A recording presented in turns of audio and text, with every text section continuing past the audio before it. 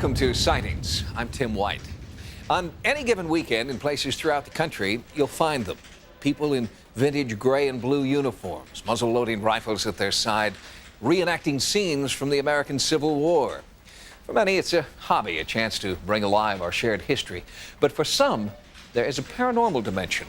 They are reliving what they believe is a past life.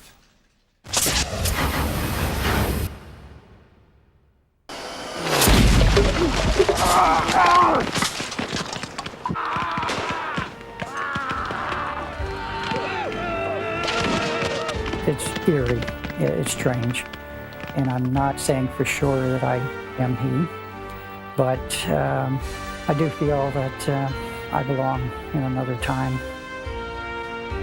For the past 26 years, Dave Perschwitz has devoted nearly every waking hour to the preservation of Civil War history.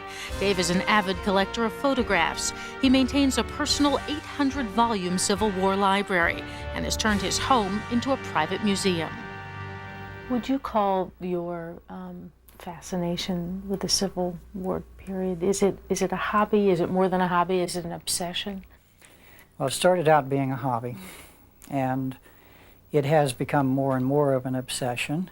It was his obsession that attracted the attention of psychotherapist Barbara Lane. In her book, Echoes from the Battlefield, Lane chronicles an experiment in which she hypnotized 12 Civil War reenactors, including Dave Perschwitz. Each person recalled a past life during the Civil War, remembering names and dates that were later verified as real.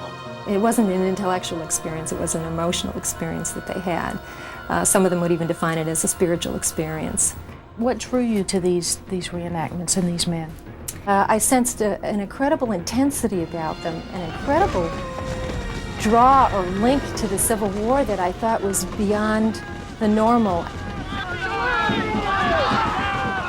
There must be somewhere in the neighborhood of, I would say, 20,000 people, not just in this country, but overseas as well, who feel compelled, drawn somehow, to reenact the American Civil War. Civil War historian Brian Pohanka helped Barbara Lane verify the minute details recalled during the past life study. The interesting thing about these hypnotic regressions, no matter what one chooses to believe, is that how vivid they were for the people who went through this. They came out somehow sobered, they came out somehow reflective, sad, really as if they had gone through these experiences. During Dave Perschwitz's regression, he revealed himself to be James McNally, a soldier wounded during the Civil War. I'm hurt. I'm really hurt. My whole sleeve is covered with blood now. Can you describe what you felt when she took you back through being wounded? Well, one thing I felt was pain. I felt pain in my arm. Some of them dead. Some of them dying. Arms. Legs. Some of the legs still have shoes on them. My arm. No, Doc. No. Can't take it off. Later in that session, Perschwitz, believing himself to be wounded and unable to write, dictates a loving letter to his wife. My dearest, the heaviest fighting as yet seen. I was hit. Bones in my arm were shattered. They had to cut off my arm. It was my left arm. Started church together again. I can still bless myself with proper healing. Your devoted husband, James McNally. Later research revealed that there was in fact a Union soldier named James McNally who was wounded in the Battle of Piedmont. His left arm was amputated. He had a wife named Ellen. But the most amazing revelation of all was that James McNally was the great-grandfather of Dave Perschwitz. When you started doing reenactments, did you have any idea that your great-grandfather had actually participated in the Civil War?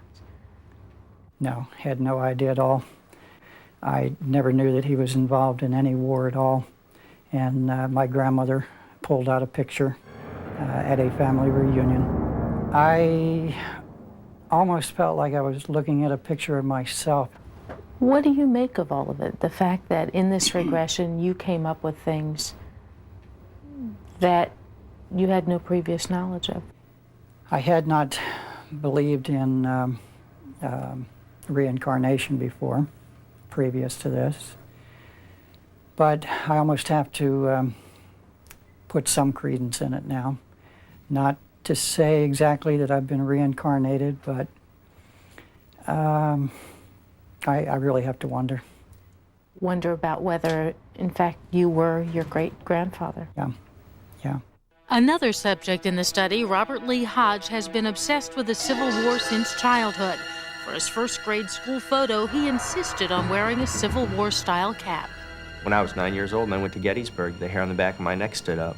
Hodge is a hardcore reenactor, authentic down to the thread count of his undergarments. He believes through hypnosis he found a reason for his lifelong connection to another century. One of the first things she asked me was, "What do you see?" And the first thing that I thought of was trees. So I felt like I was an observer within somebody's mind or something. There was fighting and there was chaotic commands given and carnage and bloodshed. And there was fear within myself. She had asked me for a name, and the only thing that I could think of was the name Jackson. And then she asked me, can you think of a first name? And all I could think was a J, like James or John. Rob was a match with a soldier by the name of John Jackson, 47th Alabama. And after his regression, I did go to the archives, and I did find a John Jackson, 47th Alabama. So what you're saying, in effect, is that Dave, very likely, was his great-grandfather. It's possible. It's entirely possible. And that Rob was a Civil War soldier. It could very easily be. For those who feel compelled to relive the Civil War over and over again, Lane believes that past life regression therapy can help create a lasting and final peace. I think that there still needs to be a tremendous amount of healing with the Civil War. It was a terrible thing for our country where brother fought brother. It was terribly emotional. And I think that this is one possible way of perhaps healing. Barbara Lane is now expanding her research into other historical reenactment groups. She's begun working with medieval reenactment societies to determine if they, too, may be reliving past lives.